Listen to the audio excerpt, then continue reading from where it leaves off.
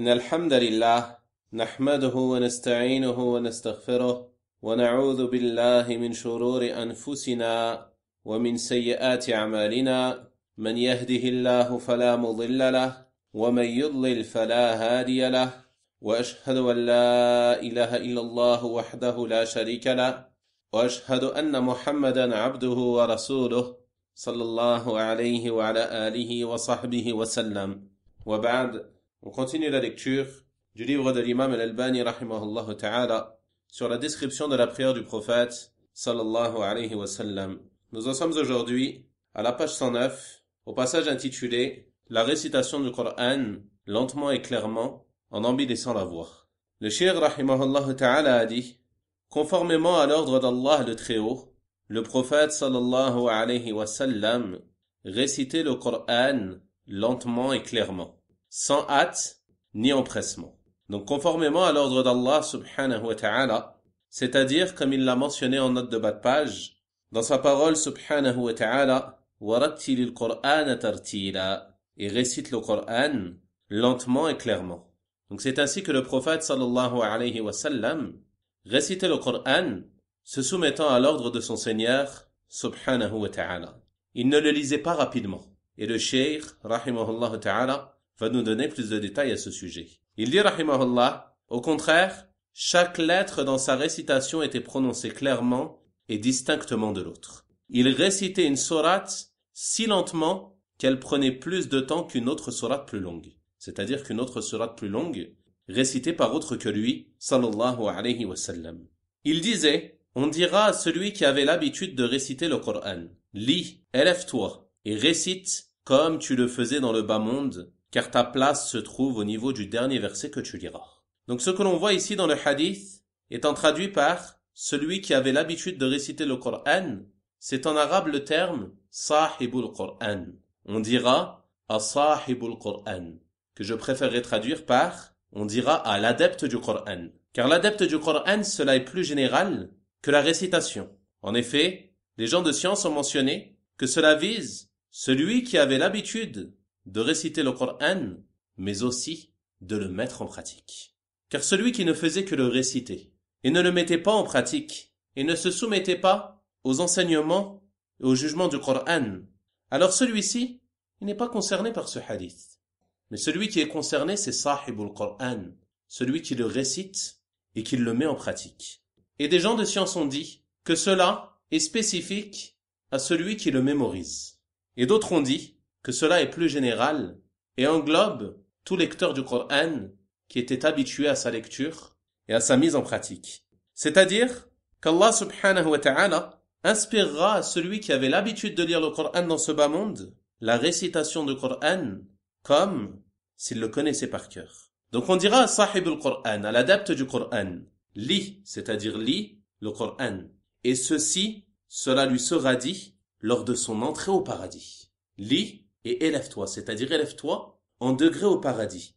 Et récite, c'est-à-dire les récite lentement et clairement. Et c'est pour cela que le cheikh rahimahullah ta'ala a mentionné ce hadith, comme tu le faisais dans ce bas monde. Ensuite il dit, car ta place se trouve au niveau du dernier verset que tu liras. Donc on voit dans ce hadith le mérite immense de la récitation appliquée du Coran. C'est-à-dire que le musulman s'applique à la prononciation des mots du Coran, qu'il le lise lentement et clairement, et non pas avec empressement. On voit également dans ce hadith le mérite de la mémorisation du Coran, car celui qui le mémorise est d'autant plus concerné que celui qui ne fait que le réciter. Et surtout, on voit dans ce hadith le mérite de la mise en pratique du Coran, car c'est cela qui est visé par sa lecture et sa récitation. Ensuite, il dit, rahimahullah, d'autre part, il a allongé les voyelles lorsqu'il lisait les voyelles longues. Ainsi, il a allongé les voyelles dans Bismillah, Ar-Rahman, Ar-Rahim, Nadid, et tout ce qui y ressemble. Donc on voit que cela faisait partie de la sunna du messager d'Allah, sallallahu alayhi wa sallam, lors de la lecture du Coran.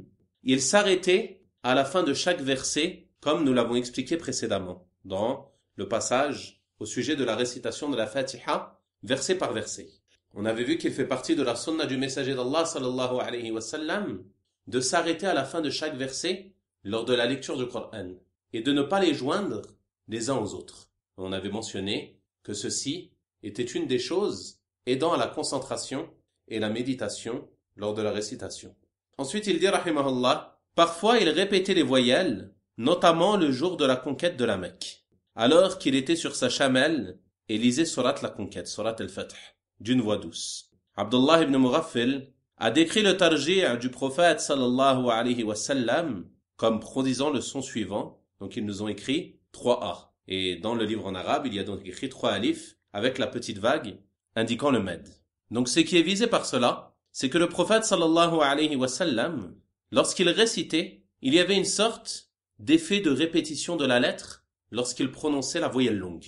Comme on peut l'entendre lorsque le mu'adhin fait l'appel à la prière. C'est-à-dire il va y avoir une sorte de vibration dans la voix. Et c'est cela qui est visé par le tarji', comme l'a mentionné le cheikh ici, rahimahullah ta'ala. Et pour plus de détails à ce sujet, vous pouvez revenir à un professeur de Coran qui vous décrira de manière plus précise la manière correcte de faire cela.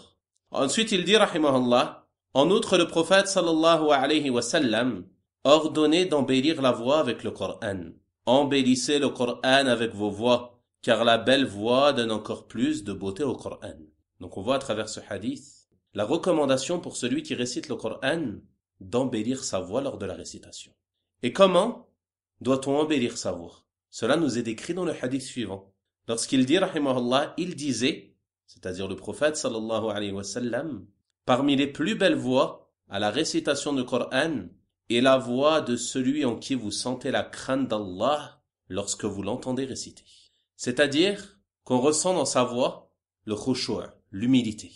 Et cela nous montre que l'objectif de l'embellissement de la voix est que découle de la récitation cette humilité et cette crainte d'Allah subhanahu wa ta'ala. Et il n'y a pas de doute que celui qui récite ainsi, qui embellit sa voix avec humilité, alors il sera plus à même de méditer le Coran et sa récitation aura plus d'impact sur son cœur par la permission d'Allah subhanahu wa ta'ala. Ensuite, il dit, rahimahullah ta'ala, il ordonnait aussi de psalmodier le Coran. Et ce qui est visé par la psalmodie, ce n'est pas de réciter le Coran en suivant des notes musicales. Car comme les gens de science ont mentionné, ce qui est fait par certains lecteurs à notre époque, qui récitent le Coran en suivant des timbres musicaux, alors ceci fait partie des innovations en religion qui sont rejetées. Et ce n'est pas cela qui est visé par la psalmodie que le prophète sallallahu alayhi wa sallam a recommandé. Il a donc dit sallallahu alayhi wa sallam, apprenez le livre d'Allah. Ceci est un encouragement à sa mémorisation. Révisez-le constamment. Ceci est un encouragement à la révision du Coran. Il ne suffit pas de le mémoriser, mais il faut aussi le réviser afin de ne pas l'oublier. Conservez-le et psalmodiez-le. Par celui qui tient mon âme en sa main, le Coran s'échappe plus facilement de la mémoire que les chameaux attachés à leurs cordes. Donc on voit à travers ce hadith que le prophète sallallahu alayhi wa sallam nous a encouragés à la mémorisation et la révision du Coran. Ensuite il dit rahimahullah, il disait sallallahu alayhi wa sallam, celui qui ne psalmodie pas le Coran n'est pas des nôtres. Et donc ce qui est visé par cela, c'est l'embellissement de la voix de la manière que l'on a décrite précédemment. Ensuite il dit rahimahullah, il disait encore, Allah n'écoute pas une chose plus qu'il n'écoute un prophète qui a une belle voix psalmodier le Coran et le réciter à voix haute. Donc on voit à travers ce hadith que le fait que la personne embellisse sa voix et psalmodie le Coran, c'est une chose qui est aimée par Allah subhanahu wa ta'ala. Cela encourage donc le musulman à multiplier la récitation du livre d'Allah subhanahu wa ta'ala.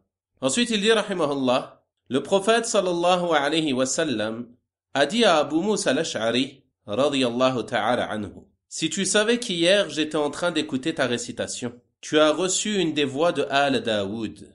Alors Abu Musa radiyallahu ta'ala anhu a répondu, si je l'avais su, j'aurais embelli davantage ma voix et j'aurais récité avec mélancolie. Donc on voit à travers ce hadith qu'Abu Musa radiyallahu ta'ala anhu, il récitait le Coran et le prophète sallallahu alayhi wa sallam écoutait sa récitation. Puis il l'a informé de cela et a comparé sa voix à la voix de Daoud alayhi salam. Car comme vous le voyez, Dans la note 3, en bas de page, ce qui est visé par Al-Daoud, c'est Daoud lui-même, alayhi salam. Et Daoud, alayhi salam, il avait une très belle voix.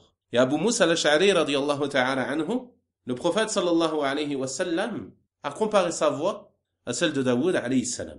Alors Abu Musa, lorsque le prophète sallallahu alayhi wa sallam l'informa de sa présence, il lui répondit: si je l'avais su, j'aurais embelli davantage ma voix, et j'aurais récité avec mélancolie.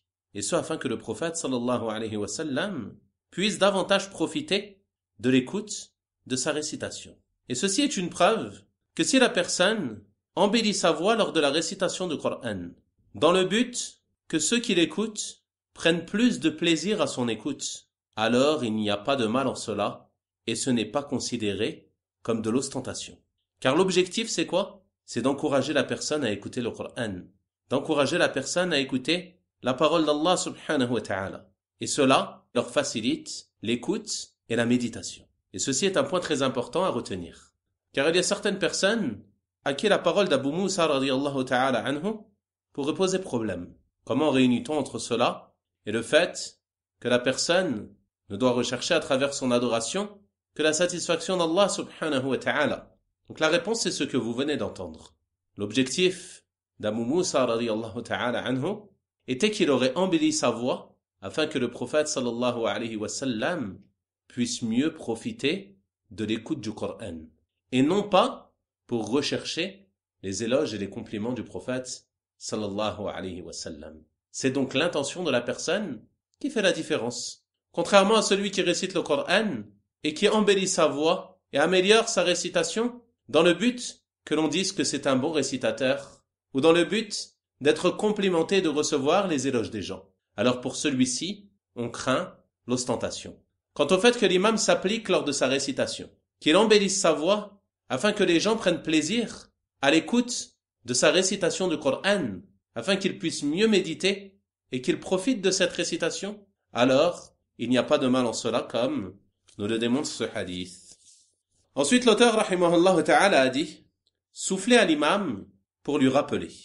C'est-à-dire, lorsque l'imam récite le Coran lors de la prière, il est légiféré à ceux qui sont derrière lui de lui souffler s'il lui arrive d'oublier. Il dit rahimahullah: c'est une sunna prescrite par le prophète sallallahu alayhi wa sallam que de rappeler à l'imam ce qu'il a pu oublier de sa récitation. En effet, une fois lors d'une prière, il, c'est-à-dire le prophète sallallahu alayhi wa sallam, s'est arrêté dans sa récitation et n'a pas su continuer.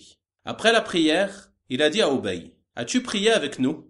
Il lui répondit que oui. Alors le prophète sallallahu alayhi wa sallam lui dit: qu'est-ce qui t'a empêché de me rappeler la suite? Donc on voit à travers ce hadith qu'il est recommandé, en cas d'oubli de l'imam d'un verset, ou alors s'il se trompe dans sa récitation, de l'avertir et de lui souffler afin qu'il puisse continuer de réciter. Et est-ce que cela est spécifique aux hommes, ou bien cela est-il permis pour les hommes ainsi que pour les femmes? La réponse est que si la femme prie par exemple chez elle, derrière son mari, derrière son père, son frère ou autre parmi ses maharim, et qu'il lui arrive d'oublier un verset, alors les gens de science ont mentionné que dans ce cas-là, il lui est permis de souffler à son mari, son père ou son frère la suite du verset et de lui le rappeler afin qu'il puisse continuer de réciter. Ensuite, il dit rahimahullah: cherchez protection auprès d'Allah et crachez faiblement pour chasser les tentations de Satan. Donc le cheikh ici rahimahullah, il évoque un sujet important et un fléau qui atteint nombre de personnes dans leur prière, qui sont les suggestions du diable, qui vient au moment de ta récitation afin de te perturber dans celle-ci, de te faire oublier ce que tu as récité, de t'empêcher de méditer et de te concentrer, en te faisant penser à certaines de tes occupations, ou à des choses mondaines, ou voire même à des choses futiles et sans aucun intérêt. Et beaucoup de personnes sont éprouvées par cela dans leur prière. Et le prophète sallallahu alayhi wa sallam, il nous a donné le remède nous permettant d'obtenir la protection d'Allah subhanahu wa ta'ala et de repousser le diable.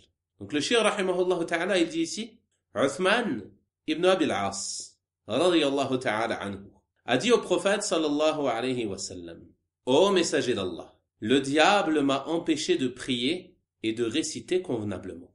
Littéralement, il dit: le diable s'est interposé entre moi et ma prière. C'est-à-dire qu'il lui a fait perdre son khushu'. il lui a fait perdre sa concentration. Alors le messager d'Allah sallallahu alayhi wa sallam lui a dit, c'est un diable qu'on appelle Khinzab. Si tu sens sa présence, cherche protection contre lui auprès d'Allah et crache faiblement sur ta gauche 3 fois. Uthman ibn Abi al-As radiyallahu ta'ala anhu dit ensuite, je l'ai fait et Allah a éloigné ce diable de moi. Donc vous voyez ce remède prophétique contre les suggestions du diable dans la prière. Le prophète sallallahu alayhi wa sallam, il a ordonné à celui qui est dans cette situation de chercher protection contre le diable auprès d'Allah. Tu dis A'udhu billahi minash shaytanir rajim. Et tu craches faiblement sur ta gauche 3 fois. Ce qui est visé ici, par le fait de cracher faiblement, c'est un peu plus que de souffler, et moins que de cracher. C'est-à-dire que tu souffles en crachotant, en laissant un peu de salive sortir. Et tu fais cela à 3 reprises, après avoir cherché protection auprès d'Allah contre le diable. Et des gens de science ont mentionné que ceci est légiféré dans le cas où il n'y a personne sur ta gauche. Mais s'il y a une personne sur ta gauche, alors il te convient de prendre un mouchoir par exemple, ou alors une partie de ton vêtement et de crachoter dedans. Et ce, afin de ne pas importuner la personne qui se trouve à ta gauche. Et si tu n'as rien de cela, qu'il ne t'est pas possible de tirer une partie de ton vêtement, et que tu n'as pas de mouchoir, alors le Cheikh al-Uthaymin rahimahullah ta'ala a mentionné que tu tournes simplement ta tête sur la gauche et que tu dis A'udhu billahi minash shaytanir rajim. Et lorsque le prieur fait cela, il ne doit tourner que légèrement sa tête. Il ne doit pas tourner son corps. Car comme on l'a vu précédemment, lors du chapitre sur l'orientation vers la Qibla, le musulman doit rester tout le long de sa prière orienté vers la Qibla. Donc lorsque cela arrive et que tu cherches protection auprès d'Allah subhanahu wa ta'ala contre le diable, tu ne tournes que ta tête et très légèrement en direction de ton épaule gauche tout en laissant ton corps orienté en direction de la Qibla. Ensuite le Cheikh rahimahullah ta'ala a dit le ruku', l'inclination. Donc l'inclination, c'est un pilier de la prière, car elle fait partie intégrante de la prière et la prière ne peut pas être valide sans l'inclination. Il a dit rahimahullah, lorsque le prophète sallallahu alayhi wa sallam terminait sa récitation, il se taisait un instant. Donc une fois qu'il avait terminé de réciter la sourate ou les versets, après sourate al-Fatiha, il gardait un léger moment de silence. Le Cheikh rahimahullah ta'ala dit dans la note 4, en bas de page, le silence dont il s'agit ici correspond au temps de reprendre son souffle, selon ce qu'ont estimé Ibn al-Qayyim et d'autres savants, rahimahumullah ta'ala. Donc c'est un léger silence. Ensuite, il levait les mains, selon les différentes façons mentionnées précédemment dans le paragraphe, c'est-à-dire dans le passage, la partie du premier takbir du début de la prière, takbirat al-ihram. Puis il disait Allahu Akbar et il s'inclinait.